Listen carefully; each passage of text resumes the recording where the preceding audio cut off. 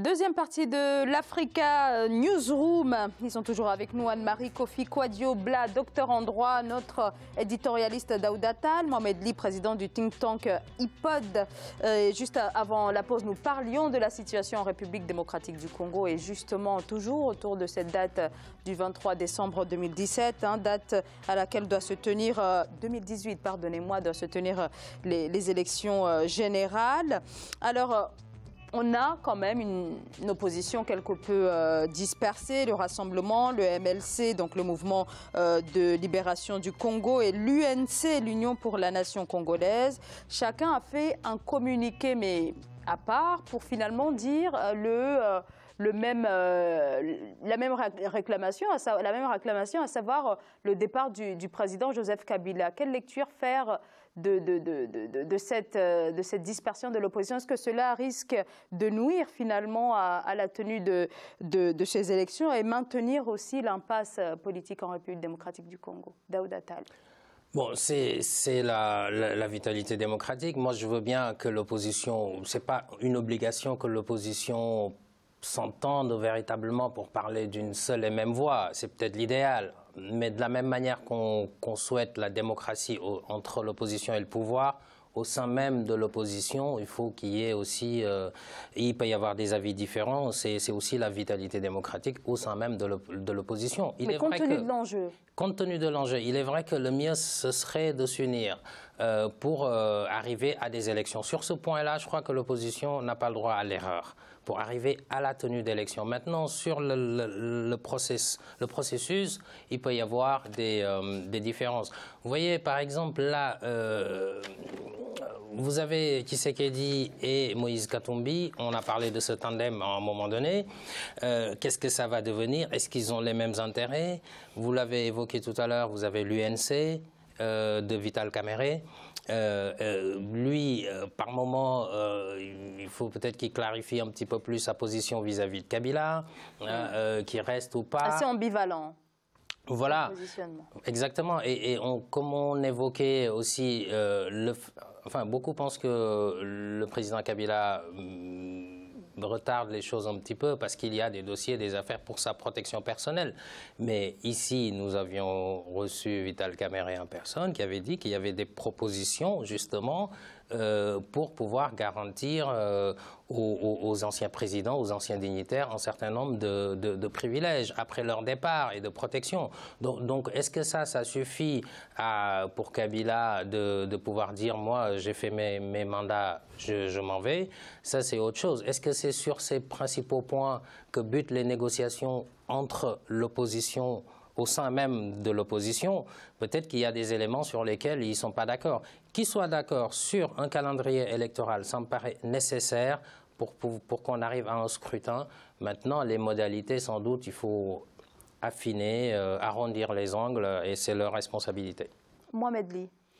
Oui, dans ce cas, une opposition, elle n'est réunie que s'il y a une figure qui s'impose comme étant chef de l'opposition. C'est plus le cas aujourd'hui au Congo. Donc, il est sain que même au sein de l'opposition, effectivement, comme l'a si bien dit Daouda, sur certains sujets comme le calendrier ou autres, voilà, ils ont les mêmes vues, ils veulent qu'on interroge le peuple. Parce que ce qu'il faut quand même dire assez clairement, c'est que aujourd'hui, le président Kabila qui assume le pouvoir dépasse son mandat. C'est quand même quelque chose d'assez extraordinaire. Donc c'est l'opposition, elle, qui est raisonnable, qui accepte d'en discuter et qui ne fait pas un putsch. Mais dans l'autre sens, c'est un putsch institutionnel, accepté et admis. Donc avec cette date du 23 décembre 2018, il gagne carrément 2 ans. Il gagne en fin de compte 2 ans. Mais cela veut dire quoi? Cela veut dire qu'il est très difficile en Afrique, dans nos pays en général, au Congo en particulier, avec son histoire, avec les conflits qui s'y passent, que le pouvoir soit dévolu de façon institutionnelle et normale. Et cela veut dire quoi? C'est que ce processus qui est douloureux que l'on vit, comme vous l'avez si bien dit depuis 2 ans, s'il aboutit, tout compte fait, sur des élections claires, sur lesquelles on n'aura pas de conflit à gérer post-électoraux, parce que c'est un autre risque, à partir de ce moment-là, si le peuple congolais a son alternance, parce qu'il faut le dire, s'il n'y a pas de changement constitutionnel, ce qui serait très difficile d'ailleurs à faire pour Kabila,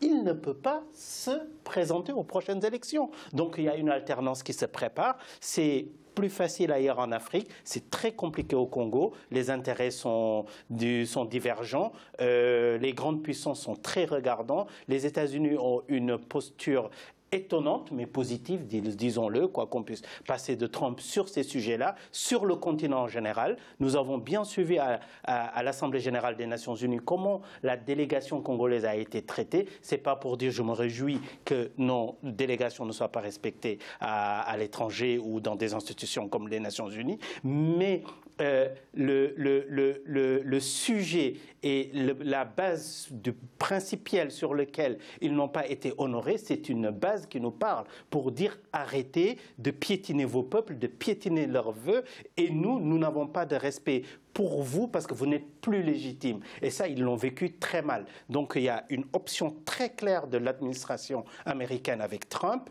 qui dit stop, il faut arrêter de la complaisance parce que les gens sont au pouvoir et nous avons des intérêts et peut-être qu'ils nous les protègent. Aujourd'hui, je ne suis pas un naïf, mais il y a quand même une posture assez nouvelle, assez courageuse, quoi qu'on puisse penser de cette Amérique-là par rapport aux États forts et dictateurs sur le continent. Et la ligne directrice, c'est vous allez dégager si le peuple ne vous a pas mis ici. Et ça, c'est salutaire. Anne-Marie Kofi Kouadio-Blat, tout à l'heure, on a parlé de l'opposition et de sa fragilité finalement. Mais qui alors pour incarner cette... qui pourrait être le leader véritablement de l'opposition? On sait que Moïse Katumbi est en exil en Belgique, Jean-Pierre Bemba est en prison aux Pays-Bas. Donc finalement, c'est une opposition qui est véritablement fragile, sans véritable opposant comme l'a été Félix Tshisekedi. Je pense que cette responsabilité découle des chefs des partis politiques congolais.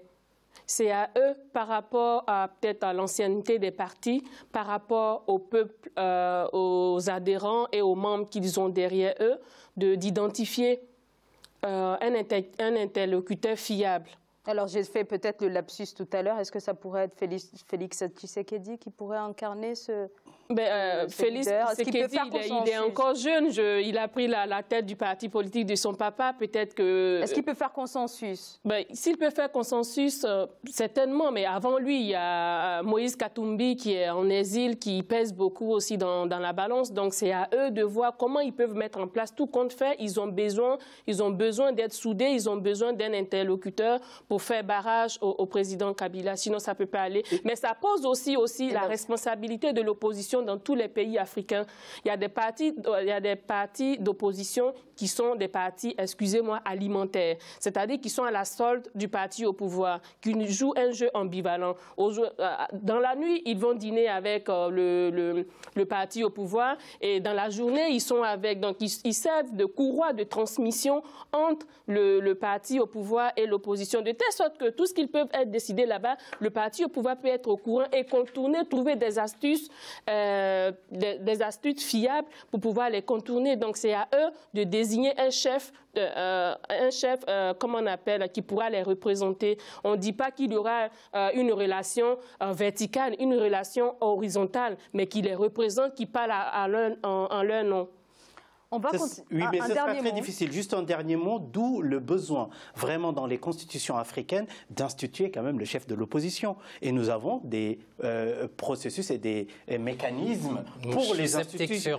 Oui, bon, ça se discute, mais moi je pense que le parti qui a le plus de représentativité ou plus de voix aux grandes élections nationales a une légitimité que son chef soit vu et reconnu comme chef de l'opposition. C'est un avis personnel. C'est un avis mais je pense que, enfin, vous avez raison, ça se défend. Mais moi, je ne crois pas trop à cette solution de chef de l'opposition. Mais quand même, le fait de partir en rang dispersé comme ça... Oui, mais si le chef de l'opposition se fait plus facilement corrompre par le pouvoir en place grâce aux privilèges qu'on lui accorde, une élection, c'est une élection. Vous pouvez gagner, vous pouvez être arrivé deuxième à l'élection précédente et quelqu'un qui sort de nulle part ou en tout cas qui est un petit peu bien positionné, oui, arriver à vous dépasser. Je ne suis pas d'accord avec toi, parce que de son vivant, on a... Je termine juste sur une chose, c'est-à-dire qu'on connaît le contexte africain par moment. Oui. Un chef de l'opposition qui discuterait, pour représenter toute l'opposition, aussi diverse qu'elle soit, qui discuterait avec le président en place,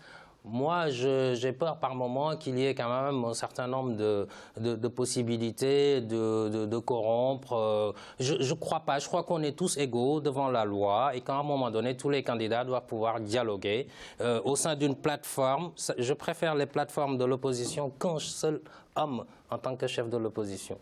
On continue de débattre de l'actualité africaine dans notre grand angle.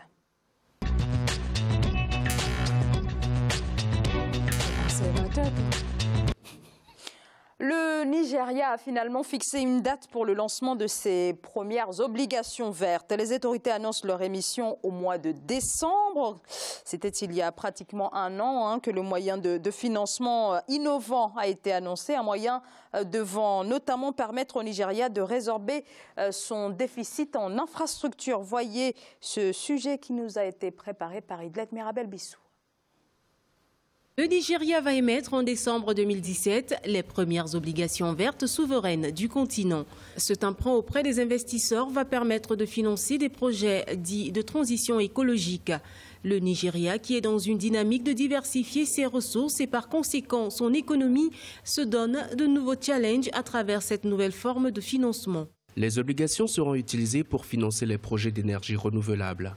Nous sommes très excités à propos de ce développement qui nous permettra de résoudre plusieurs de nos challenges, notamment dans l'arrière-pays. Les obligations vertes souveraines se distinguent surtout par le caractère vert des projets financés. Généralement, les projets portent sur l'énergie renouvelable comme l'efficacité énergétique, la gestion durable des déchets et de l'eau, l'exploitation durable des terres, le transport et l'adaptation au changement climatique. Ces petites obligations permettent de financer des projets d'énergie renouvelable et même au niveau des projets agricoles. L'avantage pour le Nigeria de faire cette incursion sur le marché des green bonds est que le Nigeria pourrait résoudre son problème de délestage qui frappe l'économie actuellement. Le marché des obligations vertes connaît une accélération sur le continent. D'ailleurs, l'Afrique du Sud a même institué sur sa bourse de Johannesburg un département consacré à ce type d'actifs en octobre 2017. Le lancement de ces obligations, Anne-Marie, a été annoncé il y a un an déjà. Cette fois, ça semble être la bonne, si on en croit en tout cas au président Mohamedou Bouhari. Comment se fait-il d'ailleurs que ça a tardé autant Ça a tardé parce que n'oublions pas que le Nigeria est rentré en récession. Et donc, ça empiétait sur le programme qui avait été initialement prévu. Et il faut dire aussi que les obligations vertes sont aussi salutaires pour le Nigeria qui a une population très nombreuse et donc qui n'a pas une capacité énergétique pour pouvoir alimenter toute sa population. Par exemple, on va dire l'Afrique du Sud qui a une population moindre que le Nigeria a près de 40 000 tonnes de mégawatts alors que le Nigeria en a 6 000. C'est très peu. Et je pense que ces obligations vertes aussi consiste à nettoyer certains États qui sont très pétroliers parce que le pétrole pollue beaucoup plus l'environnement et ça consiste aussi à alimenter les centrales énergétiques nucléaires. Donc ça permettra au Nigeria d'être au point par rapport à l'énergie. Et même un peu après, il reste à savoir si cette énergie... si le Nigeria pourra exporter cette énergie, ça pourrait lui revenir aussi. Mohamed Ly, ça reste quelque chose de pertinent pour le Nigeria compte tenu de la faiblesse de ses capacités énergétiques? Oui, très clairement. Pertinent et pour le Nigeria, mais pour tout le continent africain. Parce que ce qu'il faut dire, c'est que l'Afrique doit bénéficier de la dynamique et de la diplomatie verte et de la finance verte. Et dans la diplomatie verte, avec le Fonds vert climat, avec le Fonds d'adaptation ou le CTCN, qui clairement ont pris un coup quand l'accord de Paris de COP21 perd son universalité, avec le retrait, disons clairement, des Américains. Et dans la finance verte, il a fallu des green bonds. Il faut dire que la France l'a fait en janvier. Il avait besoin de 7 milliards d'euros. Ils en ont eu 23 de proposés. Donc très clairement, la finance verte est un boulevard pour les Africains pour accélérer leur développement via les énergies. Alors justement, vous parlez de ces montants sollicités notamment par la France. Là, le Nigeria sollicite 55 millions, me semble-t-il, de dollars, ce qui représente à peu près 20 milliards de naira. C'est peu quand même. C'est peu, mais bon, c'est un premier. Il faut dire que c'est la première fois que ça se passe en Afrique. C'est un premier volet. Ça ouvre les portes de la finance verte. Là, c'était une volonté d'être un peu prudent sur cette question. Oui, et pour être prudent, et puis il faut être bancable. Et pour être bancable, il faut être très transparent sur ces projets-là. Et c'est cette transparence qui a valu, on peut en parler, pour le Maroc, quand même, un financement de 100 milliards sur le Fonds commun vert, qui est le premier financement reçu en Afrique. Donc très clairement, nous, accélérer notre développement via les énergies vertes, intégrer le changement climatique dans la planification de nos agricultures et de nos infrastructures, c'est extrêmement important pour nous parce que le changement climatique, c'est une réalité pour le continent. La salinisation, l'érosion côtière, les températures qui montent, la sécheresse et tout ça, c'est vraiment, nous sommes le premier continent à le vivre, les changements climatiques. Nous sommes les plus démunis, on a le plus de ressources naturelles propres dans le monde et nous sommes les Africains, qui en bénéficient le moins. Donc pour le financement, s'ouvrir à la finance verte, je pense que c'est très intéressant. Et pour le Nigeria, tous les pays africains devraient être rivés là-dessus parce que ça devrait être de la réutilisation pour nos économies pour aller vers la mitigation et la décarbonisation de nos économies. J'ai oublié d'ajouter aussi que compte tenu de la corruption qui règne dans nos États, c'est important en matière de transparence de nommer un expert qui vérifiera la conformité des fonds qui ont été adressés aux États, que ces fonds qui ont été octroyés aux États soient utilisés à de très bonnes fins. Daouda, désolée, Madame Anne-Marie Kofi vous a volé vos quelques secondes de parole. Je suis désolée, on va marquer une courte pause. À tout de suite.